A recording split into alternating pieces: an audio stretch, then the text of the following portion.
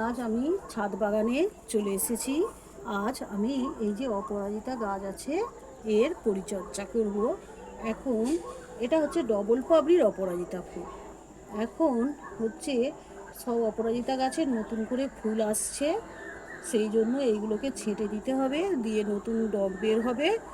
আর এর গোড়াটাকে আমি ভালো করে পরিষ্কার করে দেব। আগে এর ডালগুলো আমি ছেঁটে নিচ্ছি।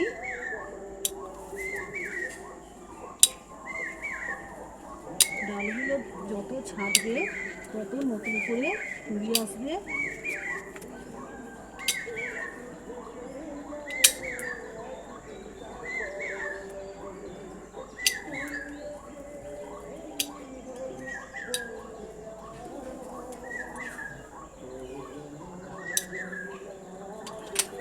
এরপর এর গোড়া আমি পরিষ্কার করে দেবো।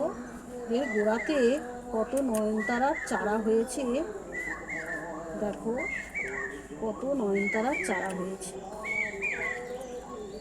আপনা হতেই এই চারাগুলো হয়ে আছে।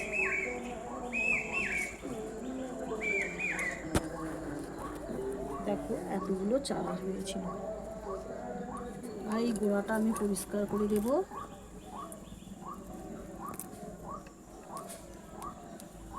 এইগুলোকে আমরুল শাক বলে। আমরা যখন ছোটোবেলায় স্কুলারা যেতাম তখন এই আমরুল শাকগুলোকে আমরা কলা পাতায় মুড়ে তেঁতুল কাঁচা লঙ্কা দিয়ে আগুনে পুড়ে চাটনি করে খেতাম। আর এর চাটনি খেতে হেভি ভালো লাগে। আমরা বিকেলের দিকে স্কুল থেকে এসে এইগুলো পুড়ে চাটনি করে খেতাম। এখনকার বাচ্চারা আর কেউ এইসব আর খায় না।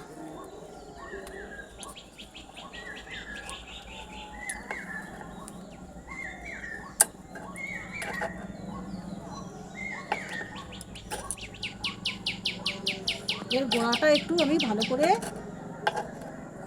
করে দেবো, মাটিগুলোকে আলগা করে দেবো। দিয়ে এর গোড়ায় আমি গোবর সার দিয়ে দেবো।